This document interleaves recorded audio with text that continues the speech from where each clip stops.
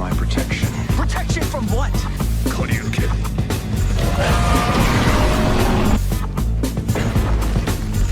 We're gonna be in the new world in no time. This is exhilarating. Get excited.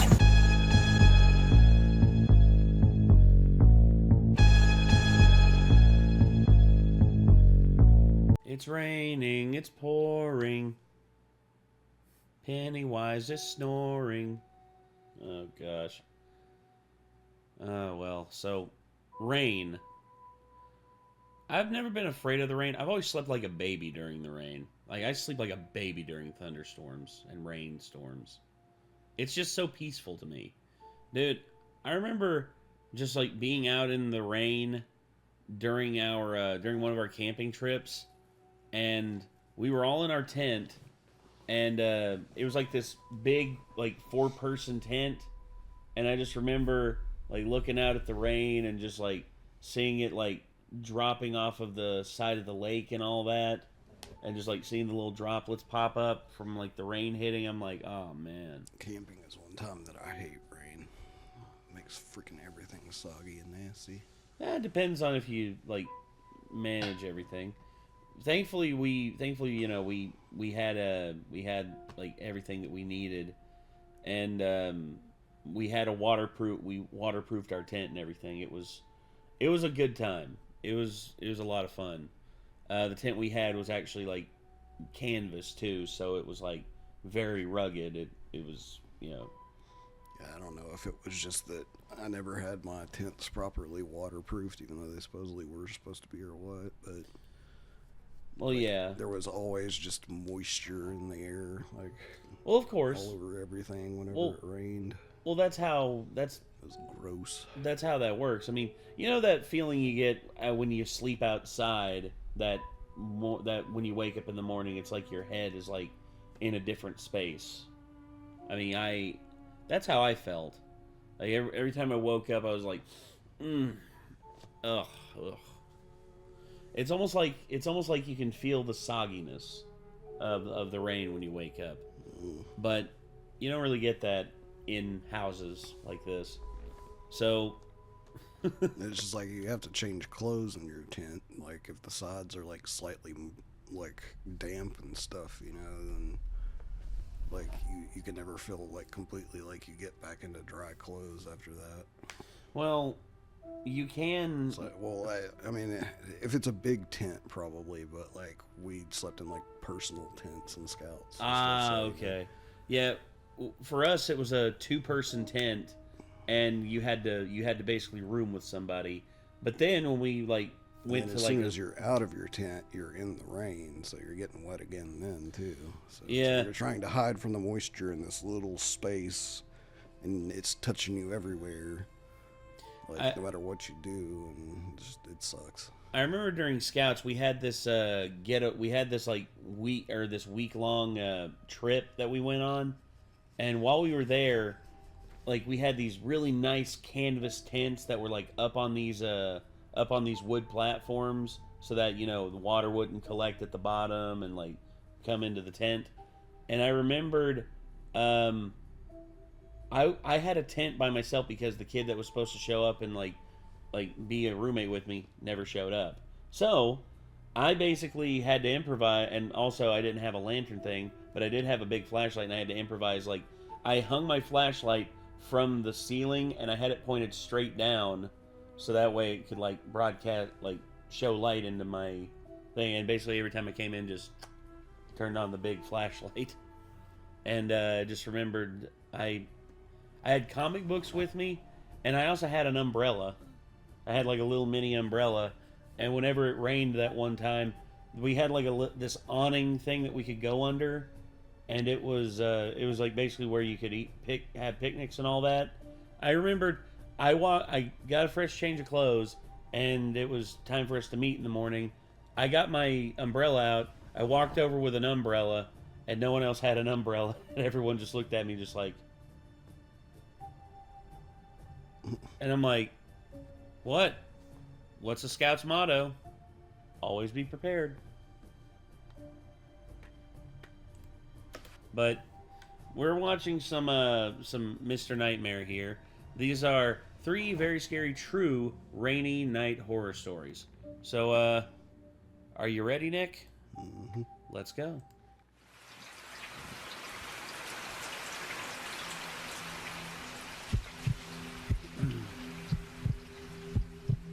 This happened when I was really young. I'm talking 2nd or 3rd grade.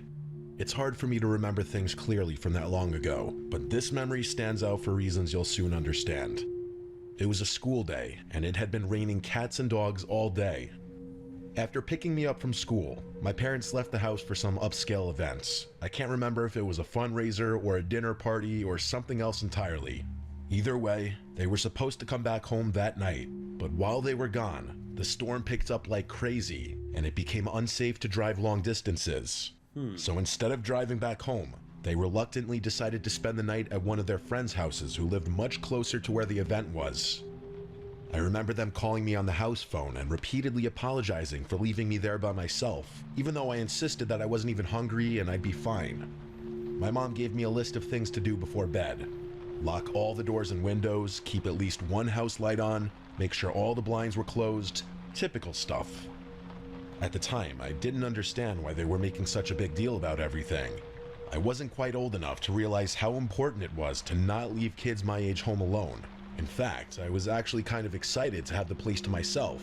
It meant unlimited candy and no bedtime. I obviously didn't have a TV or any kind of screen in my room, so I stayed downstairs in the living room watching TV on the couch. I told myself I'd do all that stuff my mom had requested right before going to sleep, since I was planning on staying up all night anyway. But at some point later in the night, the sugar crash got to me, and I accidentally fell asleep. No surprise there. I don't remember exactly what time I ended up waking up, but it was late enough for the TV to have gone into sleep mode, so 3 hours minimum. I distinctly remember being much colder when I woke up. Nothing too out of the ordinary. I mean, temperatures drop at night, but the difference was significant enough for me to instantly make the connection, even at that young age. I thought about just curling back up and going back to sleep, but then I remembered the list my mom had given me. Even at that age, I knew she'd find out if I didn't do it, and I really didn't want to get in trouble after she trusted me to stay home alone. So I forced myself off the couch and went to check the windows and doors. I went around and did everything she asked. Locked the front and back doors, closed all the blinds, checked the windows, even the light. Everything was shut tight, which confused me a little because the house still felt way colder than it should have. I even put my hand against a couple of the windows to make sure they weren't cracked open or something, but they were all sealed. I figured maybe the storm knocked out the heater or something, and I didn't think much more about it. That explanation made sense to me at the time, and I was so tired that I couldn't devote more energy to thinking about the heat. So I headed upstairs to my room, ready to crawl into bed and forget about it. When I got to my room, I finally realized just how bad the storm had gotten. Our living room is tucked into the center of the house, so I hadn't really been able to appreciate the storm from down there. My childhood bedroom has a big external window though, so I could hear everything. The rain was slamming against the glass like it was trying to get in, and every minute or so there was a burst of lightning followed by a deafening clash of thunder. I wasn't scared of storms at that age, but I do remember being concerned that a tree was going to fall on the house. That's probably why I had trouble falling back asleep, even though I had been dead tired not even 20 minutes prior. As I was lying there, trying to fall asleep, I started picking up on these odd sounds.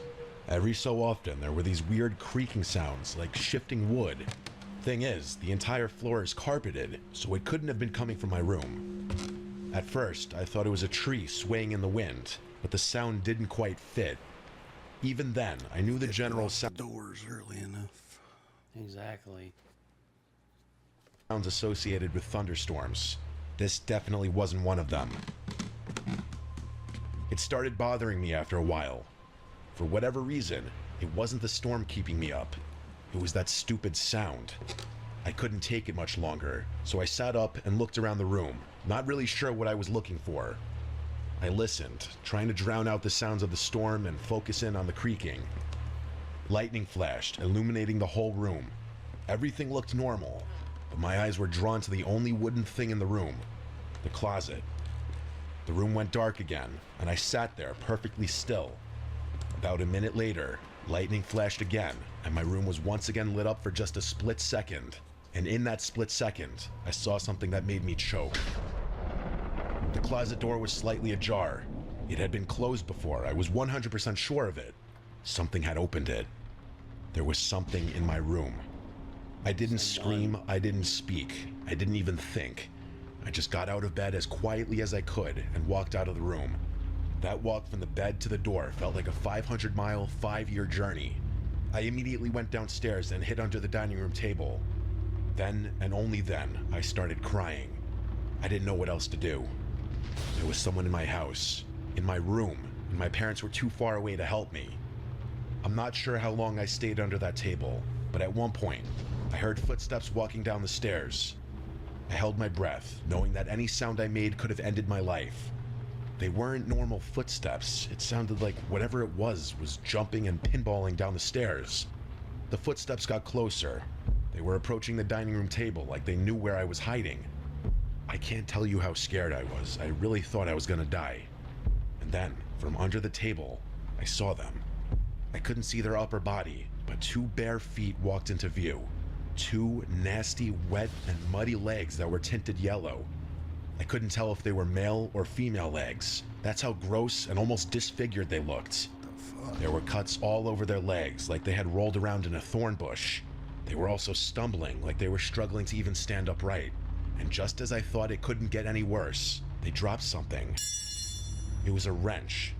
It clattered against the floor, and I'm telling you, it took every fiber in my being to fight back a scream. If that person bent down to pick the wrench up, they'd definitely see me. With wide eyes, I watched as that person stood still, not picking up the wrench, but not walking away either. It felt like a standoff, where any wrong move could end my life. Eventually, they finally continued walking, and I couldn't see them anymore. I listened as the chaotic footsteps stomped and stumbled around my first floor for what felt like an eternity. And then, finally, the front door opened and shut. They were gone. I stayed hidden under that table for a long time after that. Part of it was fear, but another part of it was what I can only describe as trauma. I just remember being shaken and scared. I was at the ripe age where I understood how dangerous the situation was, but not old enough to know how to deal with it. The rest of the night was kind of a blur. I picked the wrench up off the floor, not wanting my parents to find it the next morning. After making sure the front door was locked, I slunked back upstairs, crawled into bed, and fell asleep. Everything went back to normal after that. For whatever reason, I was terrified to tell my parents. I didn't want them to find out I hadn't locked the doors and done everything they had asked me to do, so I just kept the whole thing to myself. It wasn't until several years later that I told them the story, and it actually took some convincing for them to believe me. Looking back, not telling them the moment it happened was an awful decision, since there was nothing that could have been done about it so far removed from the incident. If I'm being frank, this experience traumatized me for basically the rest of my childhood. I slept with a nightlight from then on, and I developed a fear of the dark that didn't go away for a long time. I still have trouble explaining what happened that night, but I learned my lesson. Lock your doors at night. That's some horror movie stuff right there. That's why before I go to bed every night, I check the doors. I check the doors. I go to the back door. I go to the front door. And before I leave down here, I always check the one out there again. I do more than that because I check them whenever it gets dark outside. Well, there's that too, yeah.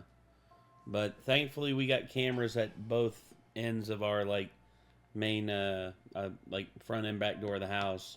Only one we don't have is down here, which we may very well get one here in the future. I don't know, but yeah. And if you Go ahead. could leave me no safe angles to go whiz outside. Oh. Well, it's not like it's gonna catch you going off the front deck. Yeah, but sometimes I go out there in between videos. Oh. Go around the side, dude. Back where the propane tanks are. It's too close to the deck for my taste. Well, the camera doesn't catch down there. I guess. Also, it's creepy in the dark at night. Nah. Well, I do that whenever we're live streaming. I go, and it's like I need a bathroom break. I'm just like, don't worry, guys. I'll be right back. Got to go water the plants.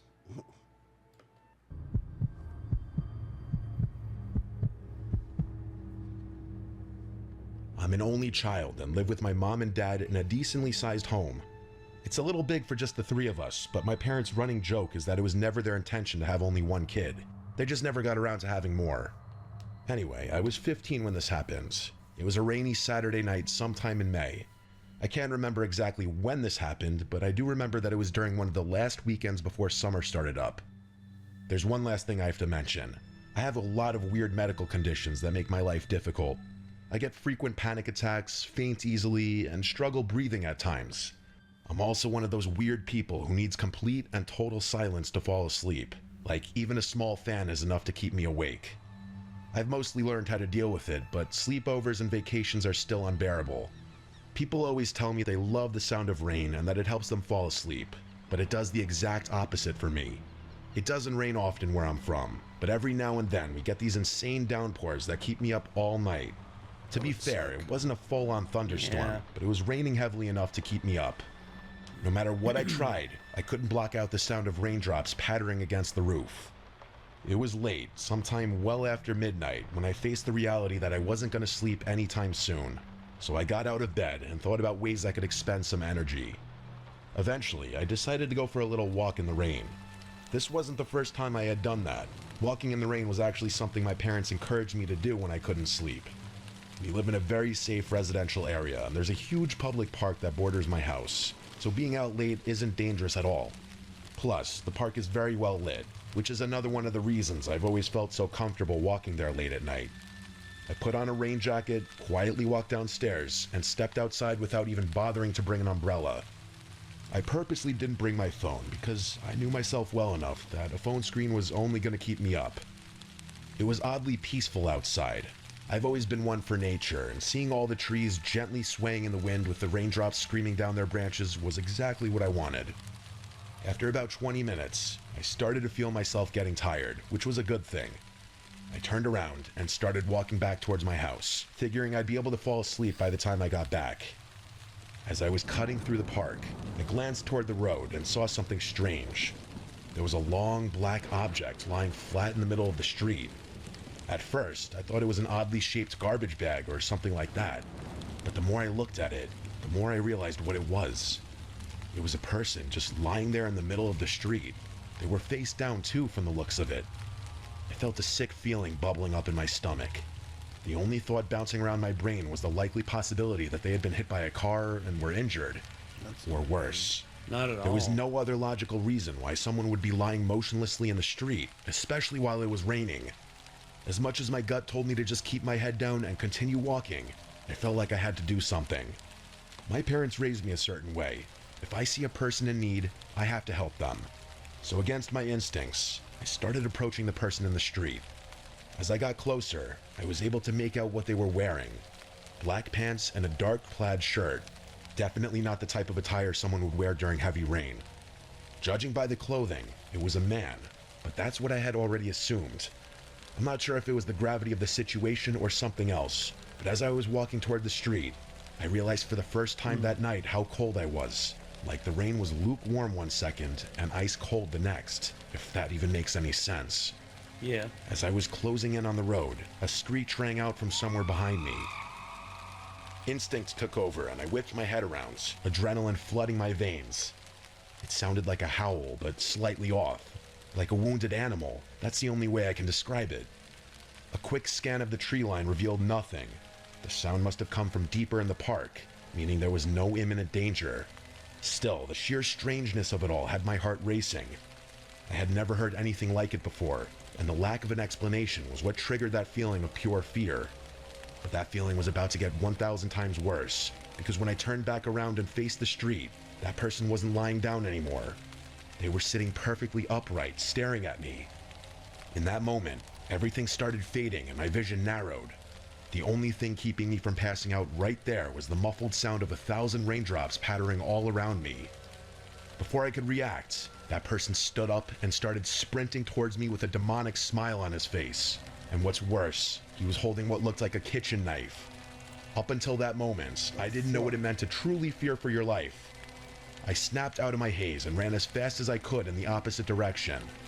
As soon as I started running, I heard him yell, "I'll kill you," at the top of his lungs. The wet grass made it impossible to run at full speed, but my one saving grace was that whoever was chasing me would have to deal with the same thing. I didn't want to lead him to my house, so I ran towards the trees, hoping I could lose him in the park. That's where the screech had just come from, I know, but I didn't have another choice. I didn't look back once. I just ran like my life depended on it. And considering how insanely cracked out that guy looked, I think my life actually did depend on it. I ran towards the densest part of the park, hoping I'd be able to hide in there before he caught up to me. I didn't even know if he was still chasing me, but I didn't care.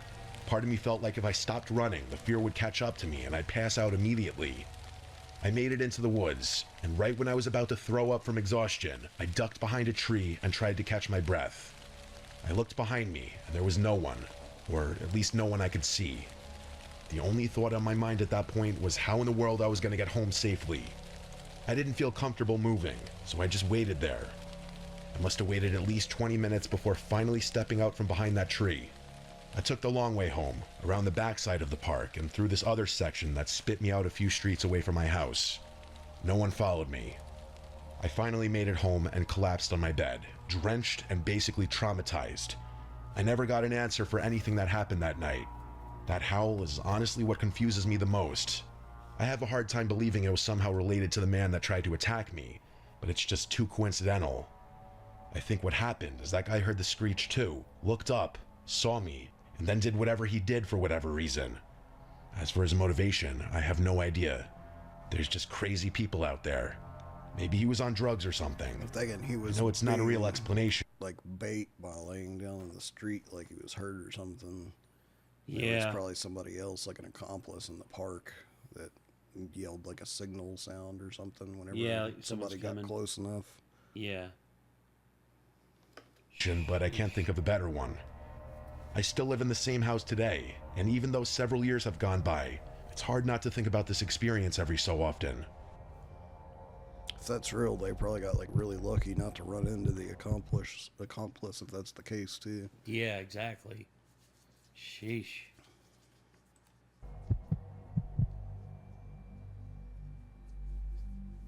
I'm 29 years old, and one of the only things that's ever really helped me clear my head is camping. Not campgrounds or national parks where there's other people around. I'm talking true middle of nowhere camping. I grew up in Northern California, and I've spent the better part of my adult life learning to find those remote little pockets where you can still feel like the only person left on Earth. This story took place a few months ago. I had just broken up with my ex, and let's just say I was going through it. I needed to be alone, so one day I just packed up my truck and headed out. I didn't have a specific plan. I just threw some gear together and decided to go back to a quiet riverside spot I'd stumbled across once before. It wasn't an official campsite or anything, just a little bend in the river you could reach if you followed this barely there dirt road past a whole lot of nothing. I got there sometime in the late afternoon, but the second I turned down the dirt path that led to the river, my stomach sank a little. There were already 2 trucks parked near the trailhead, one gray and one white. I couldn't see anyone around, but just knowing other people were out there kind of killed the vibe for me. I hadn't driven all this way out in the middle of nowhere to interact with people. I sat there for a second, debating whether I should just turn around and find another spot. But I told myself it was a big stretch of river, and chances were whoever owned those trucks were camped far enough away that I wouldn't even see them. I hiked maybe 15 minutes downriver when I saw 2 guys fishing up ahead. They looked like the type you'd expect to see fishing. Thick beards, a little overweight, heavy boots, but it seemed like they were more focused on something else. As I got closer, one of them quickly covered something with his jacket and gave me this awkward half smile. As I passed, he called out, saying something about how they were just target shooting cans and didn't mean to freak me out. I just gave a polite nod and kept walking without saying anything. As I kept walking, I couldn't help but replay the guy's comment in my head. It wasn't even what he said that bothered me. It was how rushed and awkward it came out. Like he was trying too hard to sound casual. I got that uneasy feeling you get when something doesn't quite add up, but I pushed it down. People out there weren't exactly known for their social skills. It wasn't that weird for rural folks to be a little off when it came to talking to strangers. I told myself to let it go and focus on finding a good spot to set up camp. I found a spot a little further down the bend where the trees were thicker and the trail dipped out of sight. It wasn't perfect, but it was tucked away enough that I felt like I had my own space. I set up camp, pulled out a book, and tried to settle in. It started raining lightly not long after, so I threw on my rain jacket and kept at it, letting the sound of the river and the soft drizzle drown everything else out. Later, I wandered down to the rocks by the river's edge. Always camped in. Yeah. Anyway. Yeah, I got the little canopy thing there. To reflect a little bit. Yeah, That's the when thing I know- is like the canopy thing that goes over the top is supposed to make the rain pour off for the most part. Yeah. And that canopy thing is waterproof completely, but the regular sides of the tent are not so much. Mm-hmm. And so when it rained, like all of that bottom part of the tent would get soggy. And so that's when you woke up in the morning, like your hand touches the side of the tent. You're just like, ah. Yeah, fair enough. It's like, it's a bad feeling when it's already cold right now, or whatever, you know, Yeah. in the morning. It's like, now I'm cold and wet. This sucks. Noticed someone across the water. It was one of the guys from earlier, the one who had called out to me, only this time he was alone. He spotted me and waved. I hesitated, then waved back, figuring it was better to be friendly. He yelled across, asking for my name. I don't know why, but I shouted back my real name, Anisha, without really thinking about it. He stood there for a second after I he's a answered, then girl. pulled something Yeah. That's not good. out of his jacket. At first, I thought it was a phone, but then I realized it looked more Understand, like a wanting to go out and camp by yourself and stuff, but like, I mean, like passing two grown dudes With like potentially in the malicious middle of intent. nowhere, you know, like that's ballsy as fuck. Mm-hmm. jacket. At first, I thought it was a phone, but then I realized it looked more like a disposable camera. Before I could even process it, he held it up and took a picture of me from across the river. And then, without another word, he just turned and started walking back up the riverbank like nothing had happened. I was beyond creeped out. The weird speech patterns and mannerisms were one thing, but taking a picture of me, that was next level strange. Oh, shit. I headed back to my campsite and just figured I'd stay put for the rest of the night. After the sun went down, I crawled into my tent and tried to get some sleep, but my mind wouldn't shut off. I kept replaying the breakup in my head, picking apart every word, every mistake, every what if.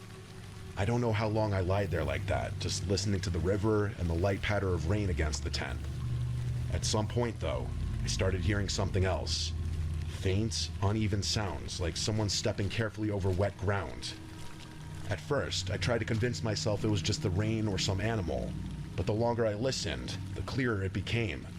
Footsteps, circling the campsite, and the second I made that connection, my stomach dropped straight through the ground. I didn't even have to wonder who it might be. I'm no fool. I never go into the woods alone without protection, and this was no exception. I didn't hesitate. I grabbed my handgun from where I kept it tucked by my sleeping bag. Then I unzipped the tent and stepped out into the rain. My heart was pounding so hard I could hear it in my ears, but I needed to stay calm. I clicked my flashlight on and swept it across the trees, and there he was. That creep from earlier, standing a few yards away, half hiding behind a tree. He wasn't smiling or scowling, he just had this blank expression on his face like he wasn't all there mentally. The scariest part wasn't his demeanor though, but the fact that he was holding a small axe in his left hand. For a Hatchet. second, I couldn't move. All I could think about was how far I was from anyone, how nobody would even hear me scream if it came to that. But somehow, I managed to raise the gun and level it at him. I forced my voice to stay calm, even though every part of me was screaming. As sternly as I could, I said, "Leave now or I'll kill you." His facial expression didn't change at all. It was like my words meant nothing to him. After a few seconds of silence, he mumbled something about how his friend Ivan had discouraged him from coming to find me, and that he had to take care of Ivan. I didn't wait for him to say anything else. Look. I fired a shot straight into the trees above his head. He stumbled a bit, clearly not expecting me to do that. Jesus. I leveled the gun at him again, a little more confident now. I told him it was his last chance and to drop the axe. He did, and a huge wave of relief washed over me. But I wasn't out of the woods yet. Literally. I told him to take his shoes off so that he'd have trouble following me, and then made sure he didn't have any other weapons on his person. Once I was sure he wasn't armed, I told him to go to my tent and grab my gear. I watched him like a hawk as he fumbled with my stuff, forcing him to toss it all out into the open where I could see it. I packed the essentials as fast as I could, never letting him out of my sight. I jammed the axe into my backpack and made sure I wasn't forgetting anything. I'd have to leave the tent behind, but that was a small price to pay for staying alive. I then grabbed his shoes and threw them as far as I could into the darkness, and I told him to walk in the opposite direction. I kept the light on him the whole time, and the moment he walked far enough out of sight, I turned and started hiking back up the river as fast as I could. That was the scariest part of the whole encounter, stumbling through the pitch-black forest in the rain with a potential murderer behind me. I wasn't sure if he was following me, but I didn't care. I just kept going, trying to use the flashlight as minimally as possible. Both pickup trucks were still in the pullout when I finally made it back to my car. I didn't stop though. I threw everything in and sped out of there. When I got cell service back, I called the police and reported the whole incident, describing my location as best as I could. A few months have passed since then, and I'm not sure if anything ever came of it, but I'm not going out of my way to find out. What still scares me most about the whole thing is that comment he made about his friend Ivan, that he quote-unquote took care of him. I really don't want to think about what that means, but there's only so many explanations. I'm just glad I was armed. I could have easily lost my life that night if I hadn't been. Yep. Mm-hmm. No doubt about that. At least she was smart enough that if she was going to the woods by herself to take a gun. Yeah. I'm gonna say, like, nothing beats a wire. I'm gonna say, as much technology as people claim that they love and all that, tell you what, nothing beats a good old traditional wireless hole puncher. Mm-hmm. Jeez. But, yeah. So, this was pretty good. I liked all three stories pretty good. Last one got a little crazy. First one, kid just got everything, he got broken into, and thus, everyone, no one can sleep. No one would be able to sleep after that. Mm-hmm. I wouldn't be able to. I mean, I just, you just watch someone walk downstairs, was in your room, walk down in front of where you were hiding, and then just walk out the front door like Dropped nothing. a wrench. Dropped a wrench, too. Wonder what he did with the wrench. No, they could have been planning to use it as a bludgeoning weapon. Maybe. Well, those were 3 very scary true rainy night horror stories. We hope that you all enjoyed. And I guess, till next time, everybody, if you all have any scary stories you want to share with us, feel free to drop them down below. But for now, that's going to do it. So, yes, till next time, I'm Nate. I am Nick. Y'all be good people. Take care. Peace.